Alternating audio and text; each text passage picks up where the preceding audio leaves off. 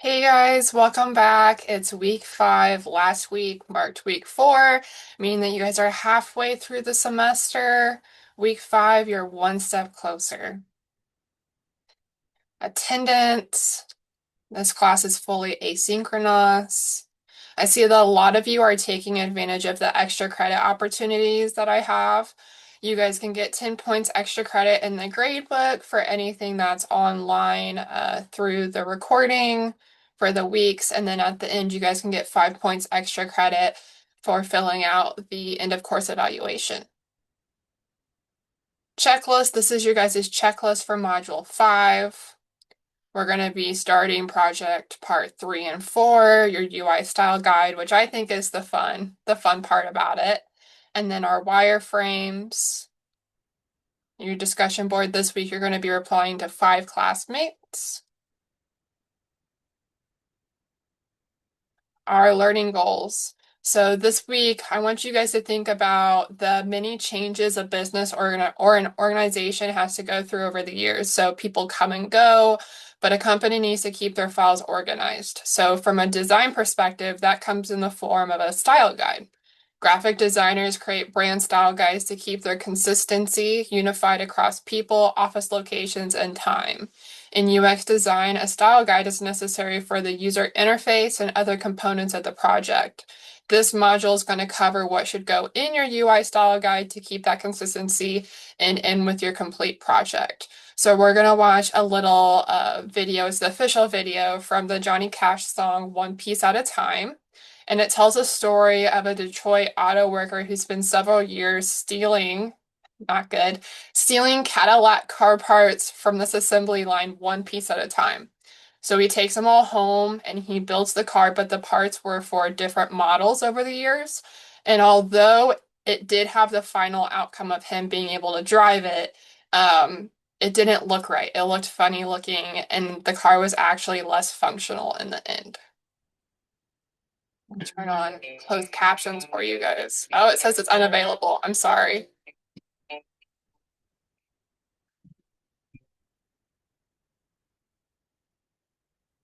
Well, I left Kentucky back in '49 and went to Detroit working on assembly line. The first year they had me putting wheels on Cadillac. Every day I'd watch them beauties roll by, and sometimes I'd hang my head and cry, because I always wanted me one that was long and black. One day I devised myself a plan that should be the envy of most any man. I'd sneak it out of there in a lunchbox in my hand. Now, getting caught meant getting fired, but I figured I'd have it all by the time I retired. I'd have me a car worth at least $100,000. I'd get it one piece at a time, and it wouldn't cost me a dime. You'll know it's me when I come through your town. I'm gonna ride around in style. I'm gonna drive everybody wild, 'cause I'm not the only one there is around. So the very next day, when I punched in with my big lunchbox with help from my friend, I left that day with a lunchbox full of kids. I've never considered myself a thief, but GM would risk just one little piece, especially if I strung it out over several years. The first day I got me a fuel pump, and the next day I got me an engine and a trunk. Then I got me a transmission and all the chrome. The little things I could get in my big lunchbox, like nuts, bolts, and all 4 shocks, but the big stuff that snuck out my buddy's mobile home. Now, up to now, my plan went all right till we tried to put it all together one night, and that's when we noticed that something was definitely wrong. The transmission was a 53, and the motor turned out to be a 73, and when we tried to put in the bolts, all the holes were gone. So we drilled it out so that it would fit, and with a little bit of help from an 8 kit, we had that engine running just like a song. Now the headlights, there was another sight. We had 2 on the left and 1 on the right, but when we pulled out the switch, all 3 of them come on. The back end looked kind of funny too, but we put it together, and when we got through, well, that's when we noticed that we only had 1 tail fin. About this time, my wife walked out, and I could see in her eyes that she had her doubts. But she opened the door and said, "Honey, take me for a spin." So we drove uptown just to get the tags, and I headed to ride on down Main Drag. I could hear everybody laughing for blocks around. But up there at the courthouse, they didn't laugh because to type it up, it took the whole staff. And when they got through, the title weighed 60 pounds. I got it one piece at a time, and it didn't cost me a dime. You'll know it's me when I come through your town. I'm gonna ride around this style. I'm gonna drive everybody wild. Cause I'm half the only one there is around. Yeah, Red Rider, this is the Cottonmouth and the Psychobilly Cadillac. Come on. Oh, this is the Cottonmouth and negatory on the cost of this machine there, Red Rider.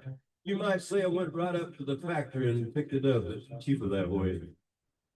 What model is it?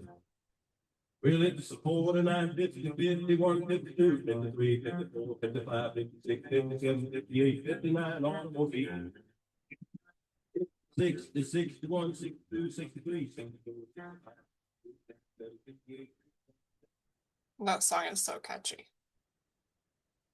All right, learning materials. So we have multiple reading, learning materials, and a few videos that you guys can watch. Again, if you guys don't want to take the time to watch those, I know that they can be time consuming. You guys can just go ahead and watch my recording and call it good.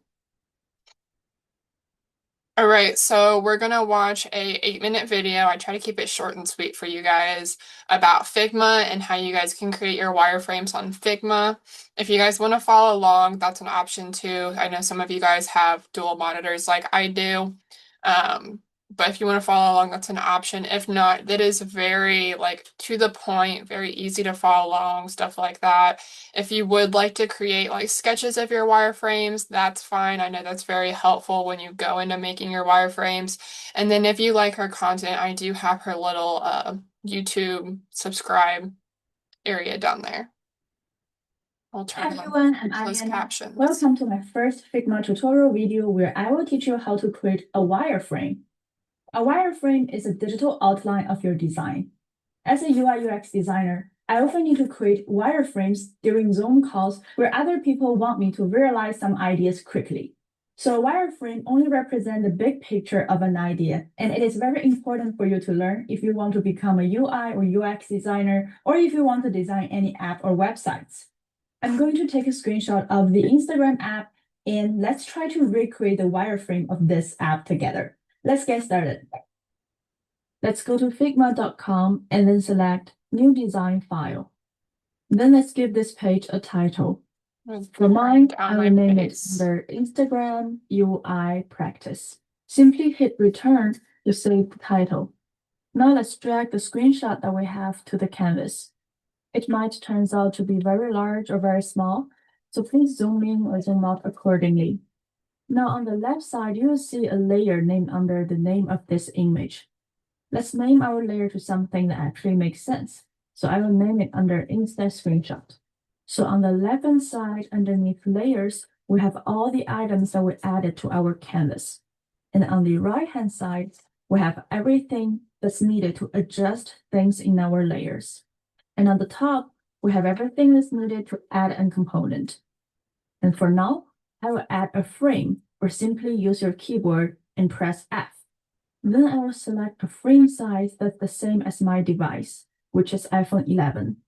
Creating a frame is like taking out a piece of paper to draw on it. We don't want to draw directly on our table or desk. That's why we want a paper. And I'm also going to place the frame right beside the screenshot and adjust the size of the screenshot to match the size of the frame. Make sure to press Shift on your keyboard to maintain the ratio while adjusting the size of your image. Now let's try to recreate the wireframe of this screenshot. There are only two things you need to know if you want to create a wireframe. First, how to use text, which is the T icon, and second, how to use a rectangle, which is the square icon. Let's start by adding a rectangle to the page to represent the most obvious component, which is the image in the middle. If the size doesn't look right, you can always adjust any of the edge or any of the angle. There are many other elements on this page that can be represented by a rectangle. For example, we can use a rectangle to represent the navigation bar at the bottom of the page. Let's press the letter R on our keyboard to create another rectangle. We can also use a thin rectangle to represent a division line, and another one for the button, and also some for icons. If we have a few icons that are in the same size, we can always copy a component and then paste a component using Command-C, Command-V, or Control-C, Control-V to save us some time. I know the profile picture is represented by a circle, but we can always adjust a rectangle into a circle by adjusting the corner radius. If I use a maximum corner radius and then make sure it is a square, then we are creating a circle. Please take your time and try to use a rectangle to represent everything on the screenshot that is not a text. I'm going to fast forward a little bit right here. Now in this part, I'm going to create a rectangle on top of a rectangle. So their colors will be the same, and I'm going to click this fill to adjust the color of the top rectangle. And remember, for a wireframe, you don't have to create the perfect spacings in between components, and you don't have to choose a perfect color. Here, we already have everything that's on the page that's not text. The second step will be putting the text that we need to our wireframe. And to put in a text, let's click the T icon or simply hit T on our keyboard. Then let's copy the text from our screenshot to our wireframe. On the right-hand side, we can adjust the details of our text, such as changing the regular to a medium font. Let's create another text box and then put in posts. For some reason, I like copying an existing text box to create a new text box. We can slightly adjust the font size and the weight of our text to reflect more of the final product. But again, we shouldn't spend a lot of time on it, and it doesn't have to be perfect. Please spend more time on your own to create the rest of the text box. As a reminder, you can hit T on your keyboard to create a new text box. When it comes to designing a new product, a lot of designers use lorem ipsum to represent the text. Lorem ipsum looks like a few lines of random text. However, this is not a really good habit. In order to make your wireframe as understandable as possible, please try to come up with some realistic text to replace those lorem ipsum. Now we've already used rectangles to visualize everything that's a visual component, and then we've used text boxes to represent everything that's a text component. And we're pretty much done. But there's a slight problem to this wireframe. I wouldn't be able to tell with those squares representing those icons. So I'm going to take you one step further to teach you how to use a pen tool to draw up a sketch for those icons. You can click here or simply press P. Now click a spot to start drawing, and then click another spot to add a corner, and then click another spot to add another corner. If you want to end the drawing, press Enter. Now we have the back icon. Let's try a harder one.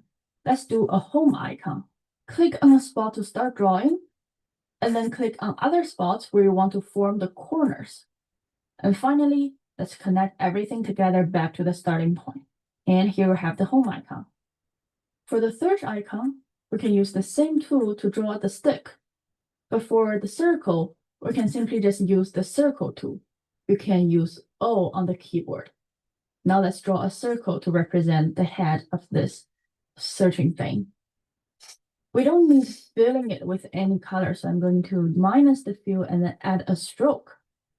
Here we have it.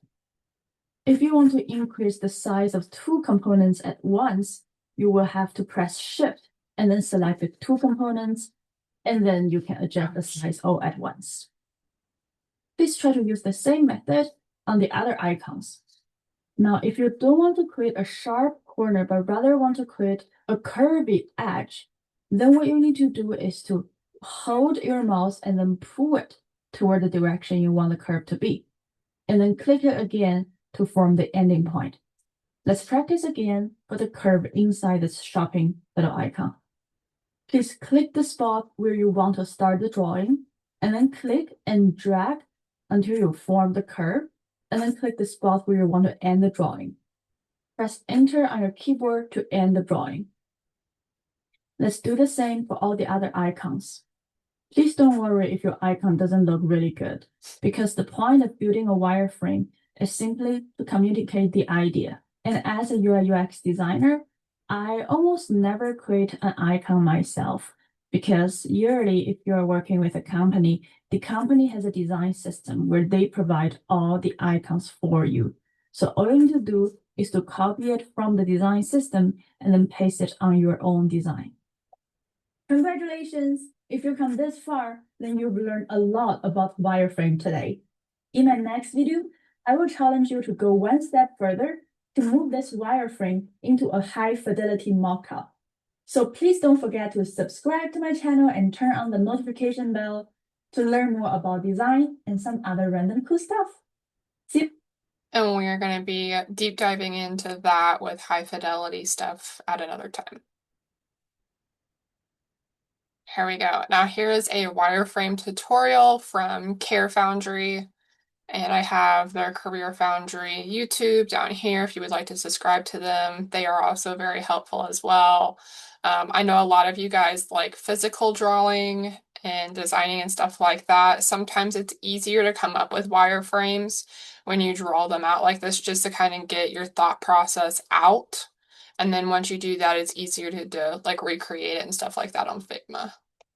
And I'll turn on captions. And how can you go from a quick pen and paper sketch to a great digital wireframe in under 5 minutes? In this video, we'll give you an overview of the concept, show you how they work, and help you get started creating your own wireframes. Before we get started, if you're interested in learning more about wireframing and UX design, Career Foundry has a great free short course. The link is in the description below. Please share any questions you have about wireframing in the comments below. Let's dive in and get started.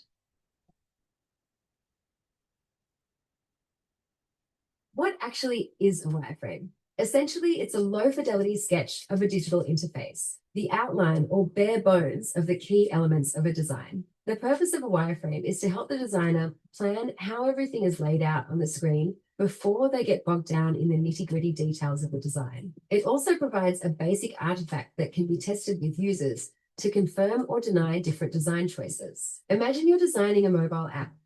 Before you decide on the perfect colors and design aesthetic, you will create wireframes for each basic screen. This will help you plan out exactly how the user will undertake tasks, engage with key elements, and navigate through your product or app.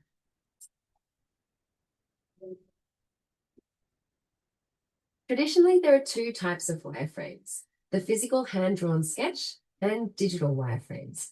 A hand-drawn sketch is made simply using paper and pens and markers, and a digital wireframe can be made using a variety of different tools. You can find a great list of both free and paid tools in the description of this video. Whether a hand-drawn sketch wireframe or a digital wireframe, they're both made up of the same things: basic fundamental shapes to represent the key elements that you would see on a screen in their simplest form, and they're usually in black, white, and sometimes some gray. The important thing about wireframes is to keep it simple. More detail can be distracting, and it's important to keep things to their most basic fundamental forms. Once you've got some initial ideas down on paper, you might notice that not everything fits quite as you envisaged. Take the time to do a quick second sketch and refine key elements if they don't fit quite right. Digital wireframes are a great step after hand-drawn sketches because they're easy to share with colleagues and the rest of the design team, who can continue to add layers of complexity and polish. So hopefully this gives you a better idea of what a wireframe actually is and what it might look like in the real world. Before we get started creating your very first wireframe, if you have any questions about what we've covered so far, let me know in the comments below and we'll get back to you as soon as we can. Let's get started creating your first wireframe. We'll start with a hand-drawn sketch and then digitize it in a free online wireframing tool. So let's get started making a really quick sketch wireframe of a login screen. I'll start with sketching a basic rectangle to represent the shape of the phone screen and our boundaries that we're working inside. Then I think about what the main elements that I definitely need on that screen. The first thing I can think of is that the user will need to type in a username or an email address. So we'll have a text field, which we can represent with a rectangle there and maybe an @ symbol to show that it's an email field. The next thing I can think of is that the user will need to click a button to actually log in after they've typed their email. So I'm going to put another rectangle here underneath. That will be a button, and putting the word on there, for example, login, to illustrate that it's the login button. Now I think about what other things might I want to put here. And while I'm doing this wireframe, I'm really thinking through the process. So this won't be the first wireframe that I do. I'll come up with some ideas as I go and then realize I want to change my sketch and start again. But it's only taken me 2 minutes to sketch it out. So this is one of the main points of wireframing, is to try planning and mapping out different things on the screen, see where they might fit, and then revising the sketches very quickly. So what else needs to go on this screen? I probably need to have the logo of the company somewhere. I can illustrate that with a really simple circle or rectangle somewhere at the top that shows the logo. Some other things that I might need to put here are forgot login or need help logging in. So I put some text here, help logging in. And some other things that we see really commonly in login screens is the ability to log in through a different account, like a Google account or a Facebook account. So perhaps underneath the main login, I decide to put Facebook login and Google login, show where those logos go underneath.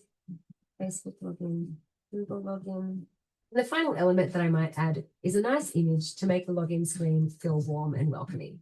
So now that I've thought that through quickly with some quick sketching, I want to do a quick revision to just make sure that everything feels like it's in the right place.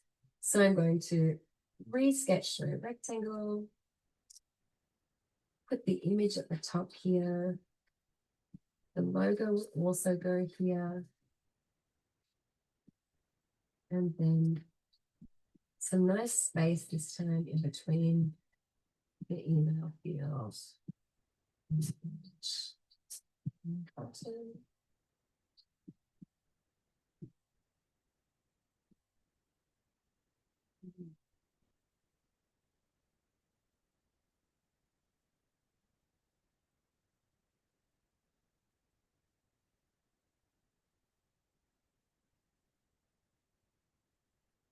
Okay, so that's my quick example of my first sketch where I quickly tested out some positioning and ideas, and a quick resketch in 1 more minute to really show how I want everything laid out on the screen in a very simple way.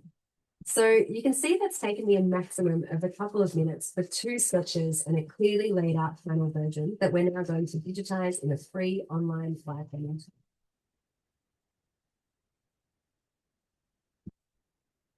So let's dive into this free online tool called wireframe.preprint. In this tool, I have a really basic functionality, which is really great and easy to get started, and you won't find yourself spending hours and hours trying to create particular details, which is exactly what we want with a wireframe. There are a few different settings you can set up beforehand. This one is set up for a desktop app, so if we were creating a full page website, but I prefer to go over here to the top left and change to a blank canvas setting. So we just have an empty board to work with. And then we can really simply recreate what we've done in the hand sketch in digital format. So I'm going to drag a nice long rectangle to represent the area of the home screen. And when I've released the mouse button there, it shows that I can choose exactly what shape I wanted, and I just want the rectangle. So now I really quickly go back and look at my sketch and recreate each thing. I'll start with the image at the top of the screen, and I've got a rectangle there, and now I'm going to choose that image option, and it automatically puts that crossed line through it to indicate that it's an image in the wireframe. Now I want to a logo in the top left corner, and I'll choose the circle option to do that, to represent that. And I'll keep going down the page now, putting in the elements as I did them in my hand-drawn sketch. A rectangle for the email login field, a rectangle for the button. And when I click now on that rectangle that I just made and double click, I can choose a color for it. So this is how I'm going to choose to represent what the button looks like, the difference between a button and a text input field.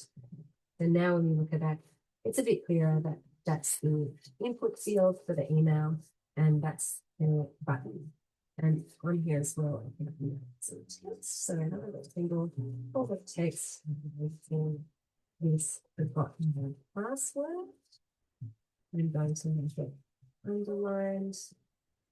And I'm going to make this a little bit smaller so that it's not really drawing my phone, because this is something that we want to position on the screen in a way that's accessible and it's there if you need it, but it doesn't draw the user's attention because not everyone actually needs to use this. So I'm going to use that it's a bit smaller so that it's not so prominent. Well, now I'm going to do another piece of text for the word login on the login button. And I'm going to make that a lot bigger and more obvious, because that's the main function that the user wants to do on this screen, is to type in their email or user ID and then click the login button. So that I'm going to, the wording I'm actually going to make bigger so that really stands out in a much more prominent way. So now I'm going to put the last two elements on the screen, which were the two alternative login options. So a Facebook login button and a Google login button. So I do that again with the same drag and release, and then choose the rectangle, and I'll make a second one right away here. So I'm going to copy and paste the text from above just to make it slightly quicker instead of redrawing an entirely new element. And I'm going to call this button Login Facebook. And I'm going to make the text just slightly smaller and less prominent. I'll remove the bold there and make it a little bit smaller, just so that there is one clear action on this screen, which is to put in your email address and log in. And these are now secondary options that are there as well. So you can already see that on this screen, there is a hierarchy or a priority order of the information. There's the main function of the login email address and the login button. There's the secondary functions of alternative login options. You can also log in with Facebook or Google.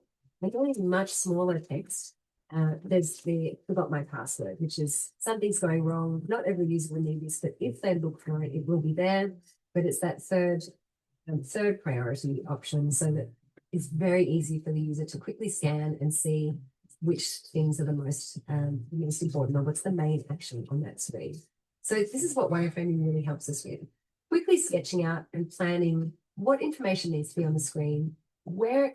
I'm gonna pause it there just because I want you guys to utilize Figma.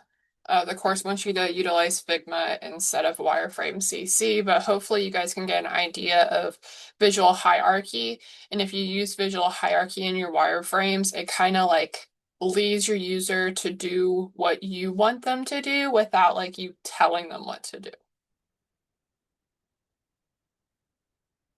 Style guides. So I named this No Chaos Needs Style Guides because style guides are very, very important. We have an extra credit opportunity over here. Does anybody want to share what they learned or noticed and how you will be implementing this into your project? Have you ever tried playing a board game without? And we're not going to watch all 30 minutes. Yeah. Everyone is doing their own thing and nobody knows what's going on. Well, trying to design without a style guide is pretty much the same concept. If you don't have that style guide to guide your direction of where the design is going, it's going to be chaotic when you're getting feedback from stakeholders and just trying to move through with a consistent design. But no need to worry, because Figma is exactly the tool we need to create these style guides and to calm the chaos of design. And today I'm going to show you exactly how to create a style guide in Figma.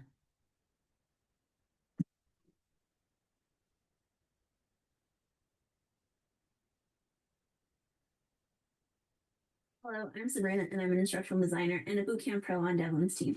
I help people on their upskilling journey to become instructional designers.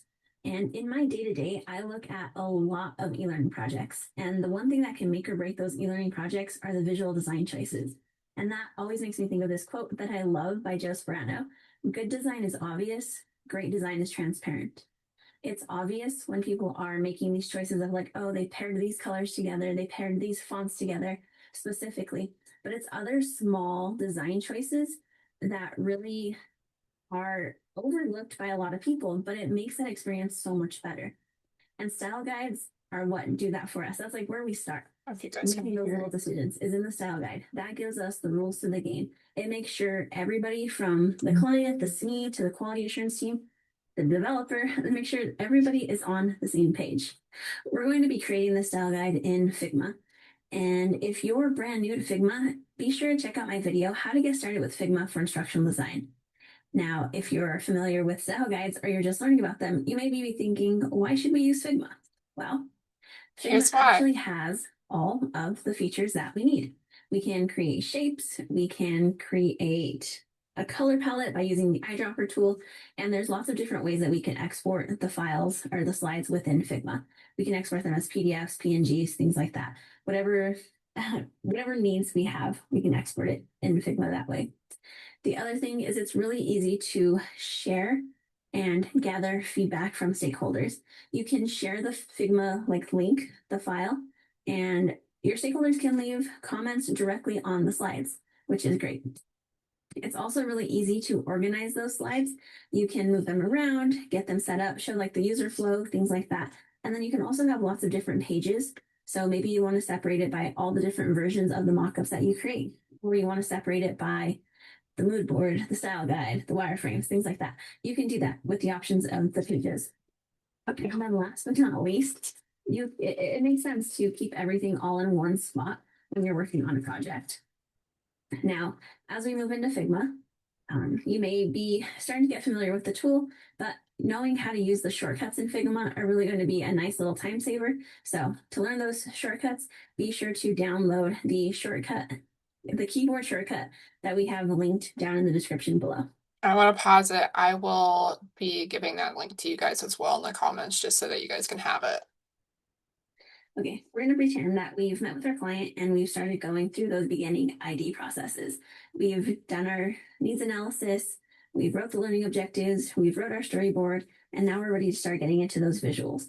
We want to create a style guide, wireframes, and high fidelity mockups. In this video, we are just going to focus on that style guide. So, like I said, we are digging in. We've already wrote our storyboard. So here's just some screenshots of what's been written. After meeting with our client, we've decided a scenario-based learning experience is going to be the best option.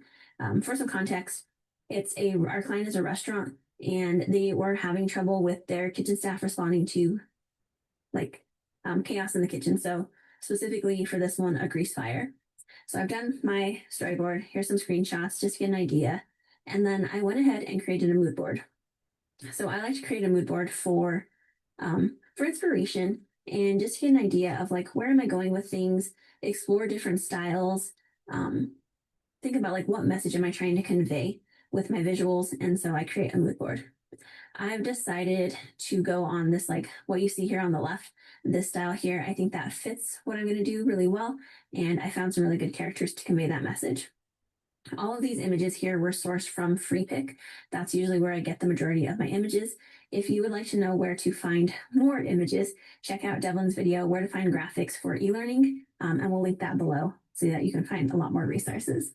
Okay, now that we have talked about this beginning piece, we have a storyboard, we have a mood board, we're ready to create the style guide, ready to create those rules to the game.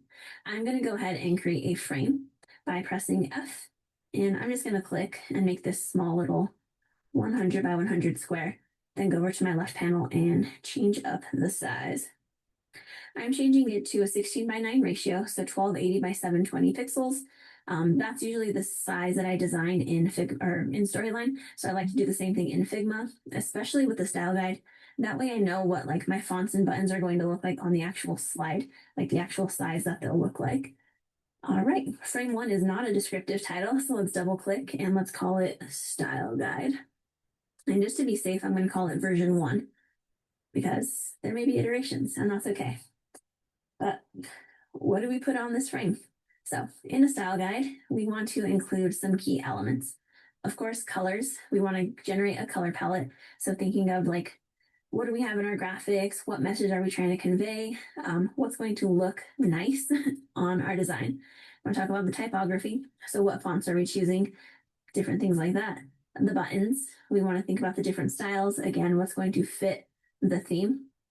If you're working with a brand that already has a logo, but they don't have a style guide, definitely include that logo because you can pull some of the colors from there to help you build out the other pieces. And then some optional things that you can include in the style guide are test text. So if we create all these really great things and these great learning experiences, we want it to be legible. So you may want to test the text colors to make sure things are working. Spacers, this is going to help you keep things consistent with your spacing. But actually Figma has it built in for us to check the spacing. So we actually don't need to include those for our style guide. And then you could also include like characters or illustrations, or if you're using stock photos, you can include those as well. So these are the main things. We're going to focus on colors, typography, and buttons in our style guide. And then, like I said, I'll show you the thing with spacers that we don't need to worry about it because Figma has that taken care of for us. So let's go ahead and let's do T for text. Can add that box. Let's do colors.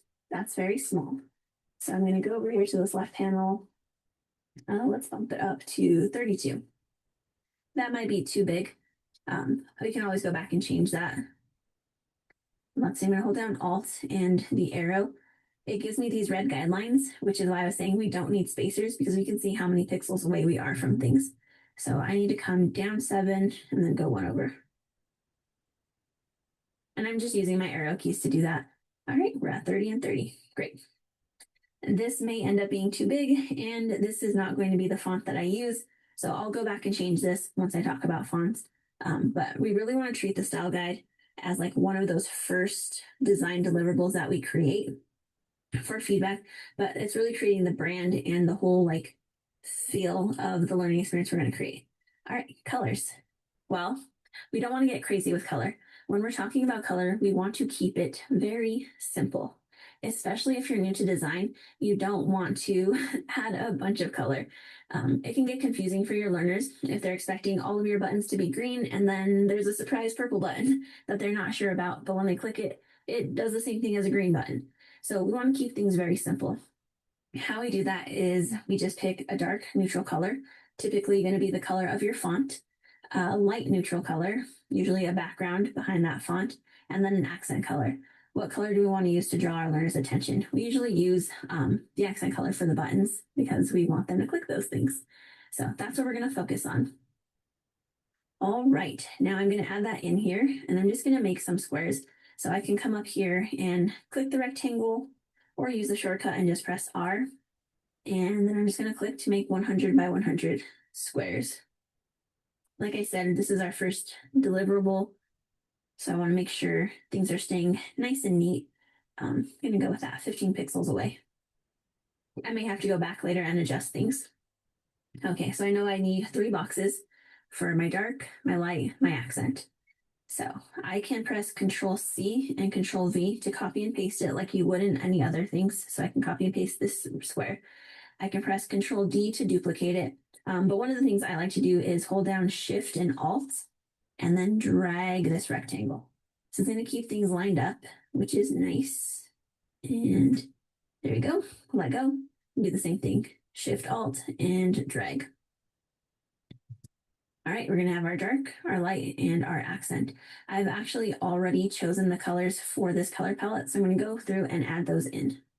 Okay, we got those colors all added in. So here, this E8 color was my accent, and now here is my lighter shade and my darker shade. And so it's still giving this like message that I want to convey that there's a sense of urgency since it's about kitchen fires without being too harsh.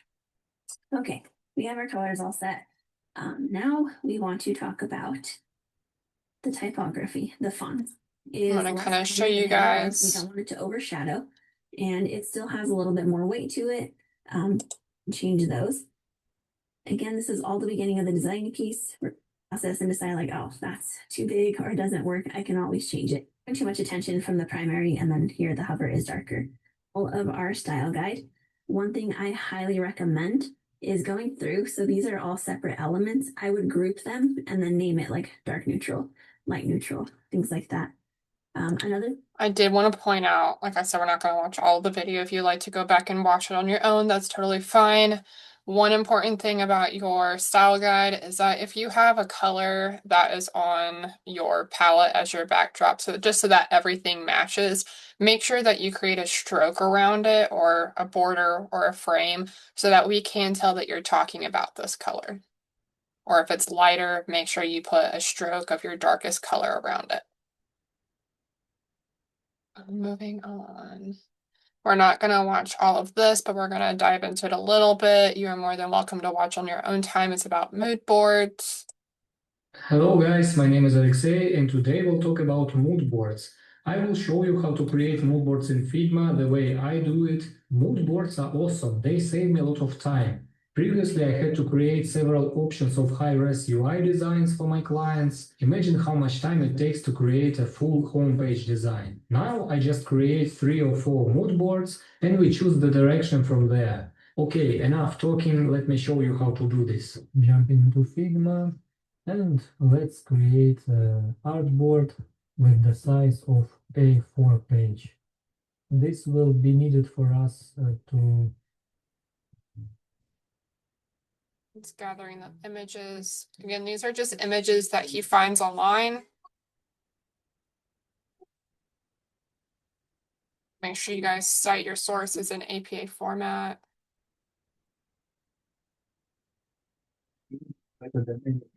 This mood board.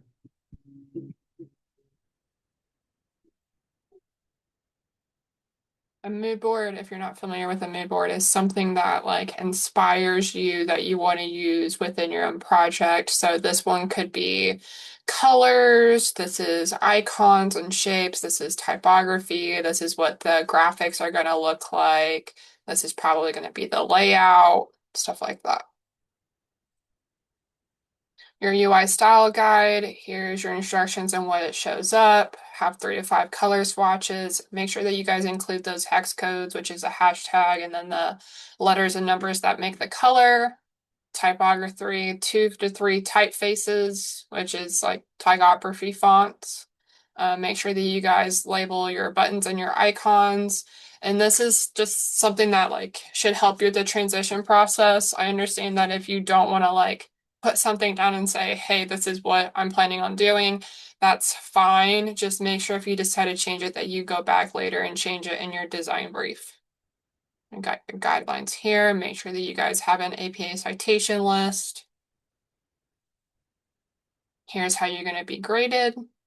It's worth 50 points. Oh, and this is a different due date. Your UI style guide. So a UI style guide is a document that outlines the visual and interactive standards for a product's user interface to ensure consistency across all elements. Benefits of a UI style guide is consistency, efficiency, collaboration, and onboarding. Key components include typography, imagery and voice, color, iconography, layout and spacing, UI components, and accessibility. Those are all things that should be within your UI style guide. Here is your wireframes. They are worth 50 points. A sitemap is like a hierarchy of like what you want your user to do first and then the different options. Here's how you guys are going to be graded. Again, this is an old, sorry, it's for my other class. I use both those slideshows for the same thing, but the due date is different.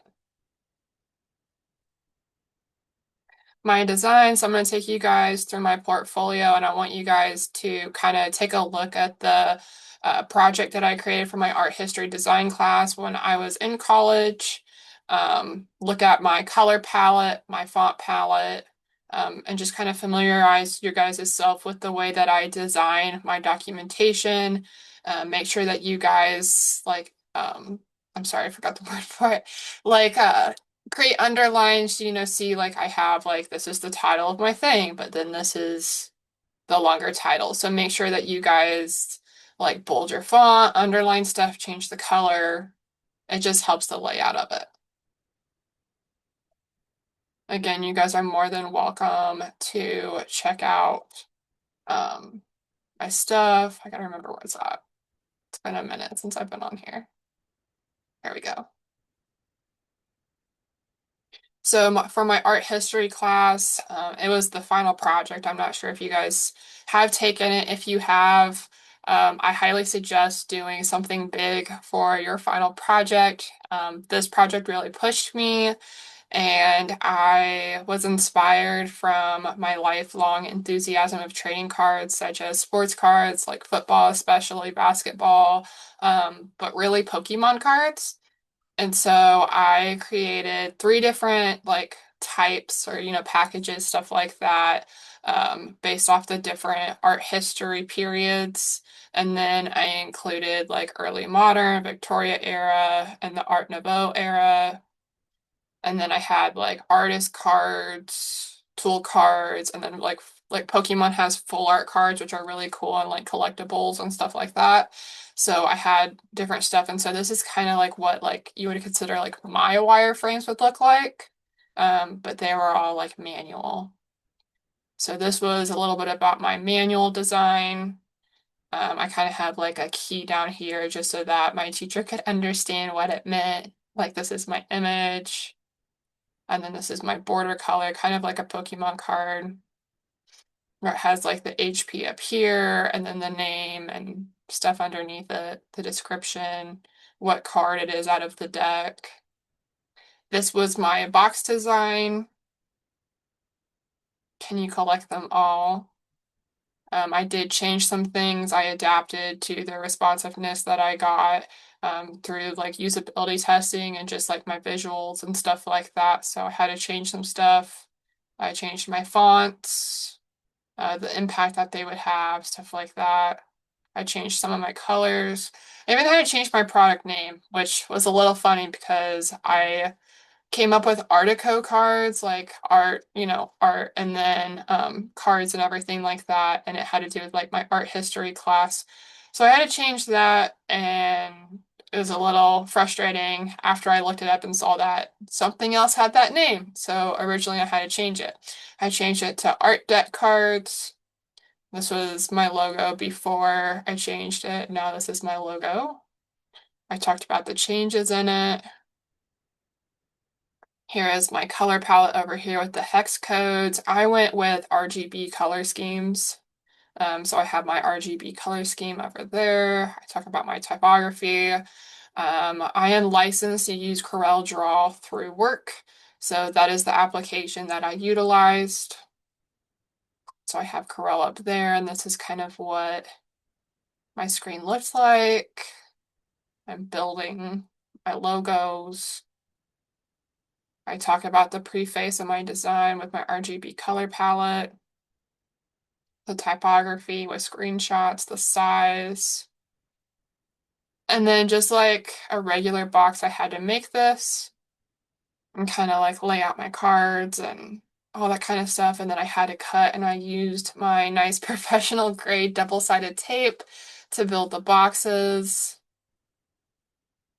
This is me building the boxes. There's the three different like collectible boxes, if that makes sense, with the name of the art era on the bottom. Here's the back RGB color palette scheme for the boxes. Here's me creating the back of the boxes. Sorry, the back of the cards with the sizing and everything. Here's the font card colors. It's really important to give close-up pictures, not all the time through your documentation, but sometimes through your documentation, because if you can see here, I have a stroke on this word here, and it's like a white color. So I zoomed in so that that would really pop out during my cards.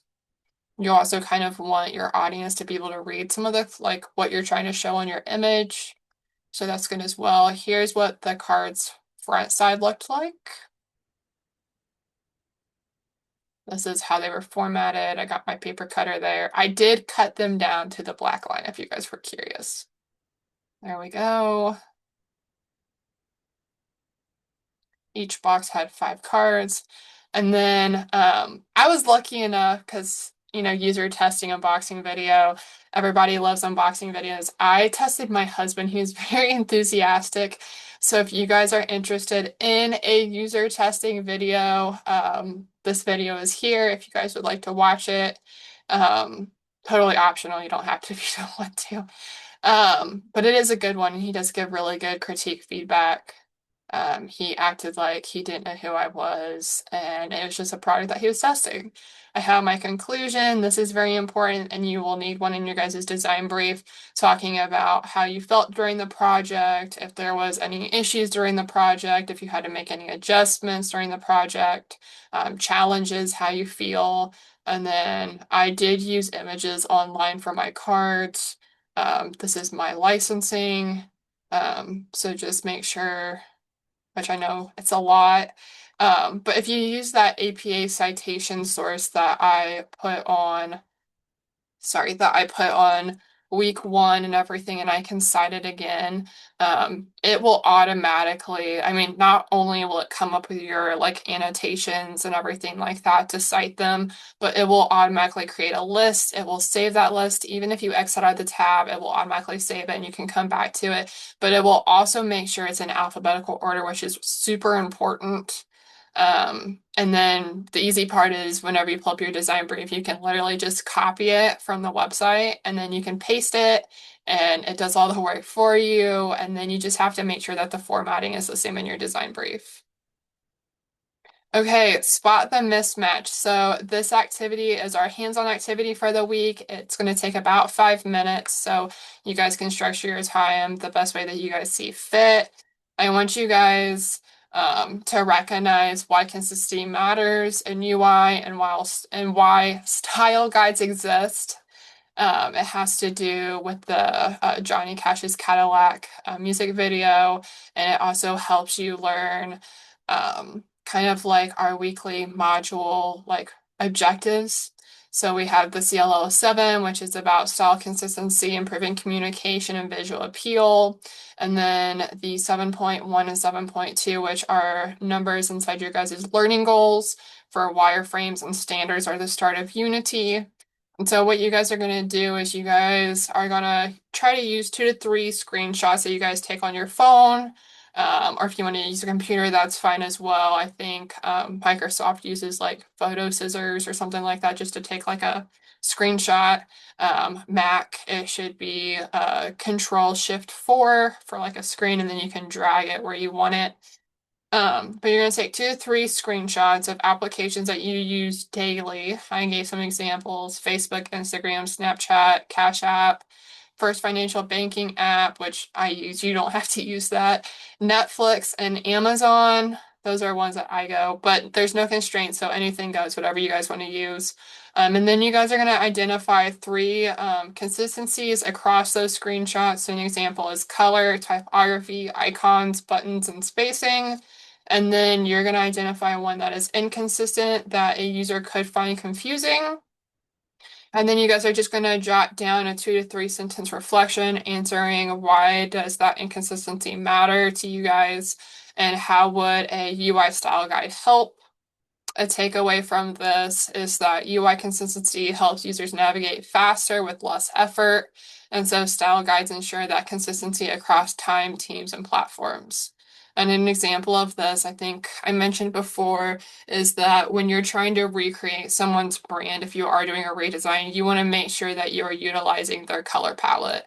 So Amazon is like a tan, like a box color. You want to utilize that along with their blue and with their orange. And then any typography fonts that they use with icons. Now we're at Kahoot Module 5. Again, you don't have to play Kahoot. It is totally optional. I think you guys are going to love the memes for this one. I did not know that this was 6-7 until I did it for my fall course last semester. So we have the learn option. It wants me to answer it, but you guys know how to do it. And then we got flashcards. If you know it, it can go to the right. If you don't, it can go to the left to check if you understand. You can flip it over. Oops. I need to wait for it to go away. Sorry. There we go. And then the last one is play solo. Classic mode. I haven't showed you guys this one yet. Get ready. UI style guide is described as a document that outlines blank and interactive standards for a product's interface. Visual. It's going to make me answer for what must be included in the color section of UI style guide. Swatches and hex codes. What does accessibility guidelines ensure? 3, one more. Color palettes in a UI style guide do not need hex codes. That is false, you guys. Get ready. Okay, I don't know what I have to do. Oh, I have to click it. You gotta click the jewels. Click the jewels. Ooh. I wish I could just like touch it. Ooh, don't click the bones though. It like blows up. See how many you guys can get. Okay.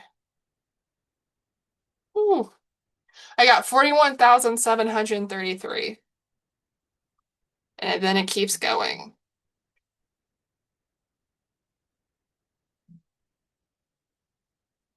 Okay. And then that is the end. Thank you guys for your time today. If anyone has any course related questions, you can reply in the comment section. If you have any personal concerns or questions, please send me an IvyLearn message or an email. Thank you guys. See you later.